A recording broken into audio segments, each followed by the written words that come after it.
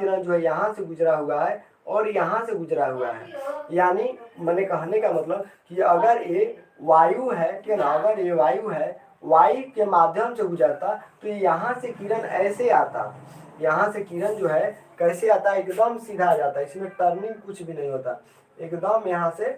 सीधा आता, ठीक है ना, एकदम देखा जाए तो एकदम यहाँ से सीधा आता, इसमें कोई टर्निंग नहीं होता,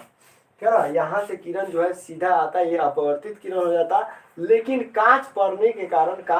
कारण ये जो किरण जो है सो अपने पथ से विचलित हुआ है, यानी अभिलंब की ओर मुड़ गया है, और फिर अभिलंब से फिर इसको जब किरण को बढ़ाया गया है आगे, तो फिर क्या हुआ है कि अभिलंब से दूर हट गया है, यानी वायु माध्यम में आया है, यानी सघन माध्यम से विरल माध्यम में जब प्रकाश की किरण आता है तो अभिलंब से क्या होता है, तो अभिलंब से दूर हो जाता है, तो यानी अभिलंब और निर्गत किरण, ठीक है ना, अभिलंब और निर्गत किरण के बीच के कोण को क्या कहते हैं, तो निर्गत कोण कहते हैं, ठीक है ना, क्या कहते हैं, तो निर्गत कोण कहते हैं। समझ में आ गया। अब यहाँ पर लिखेंगे प्राश्विक विस्थापन किसे कहते हैं, ठीक है ना, यहाँ पर देखा जाए तो प्राश्विक विस्थापन किसे कहते हैं, तो प्राश्विक विस्थापन का डिफिनेशन देखेंगे।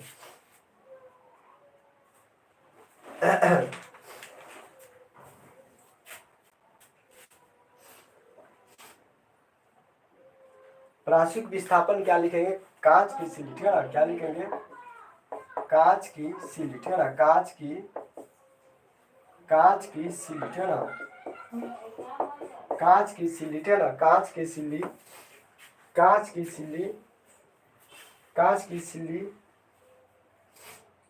से, ठीक है ना, कांच की सिल्ली से प्रकाश की किरणें, ठीक है ना, कांच की सिल्ली से प्रकाश की किरणें, ठीक है ना, उत्तर इसका आंसर क्या हो जाएगा, कांच की सिल्ली से, ठीक है ना।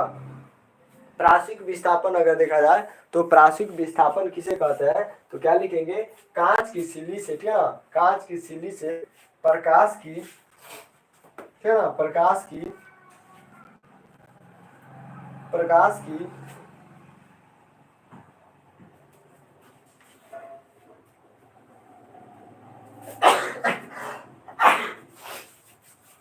ठीक है ना, क्या लिखेंगे, तो कांच की सिल्ली से, ठीक है ना, कांच की सिल्ली से प्रकाश के, ठीक है ना, कांच की सिल्ली से प्रकाश के अपवर्तन, ठीक है ना, प्रकाश के अपवर्तन,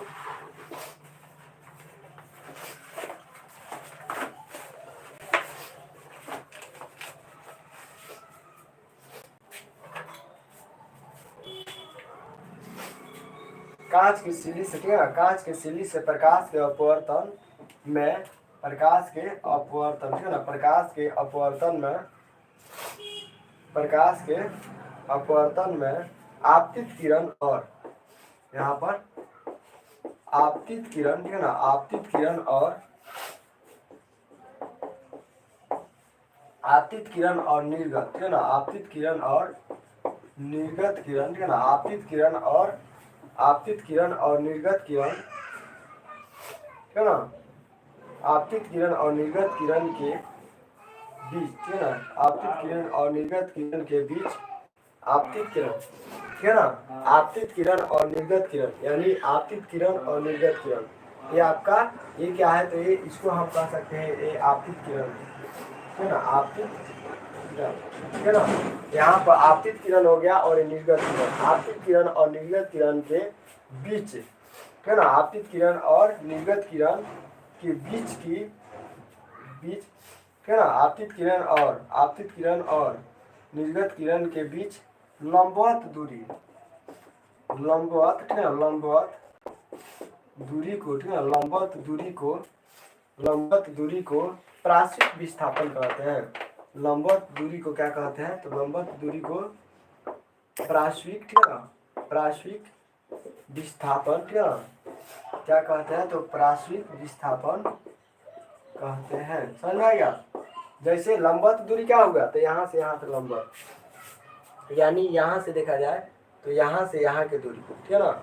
यानी हम कह सकते हैं प्राश्विक विस्थापन में लिखा गया है, तो यहाँ पर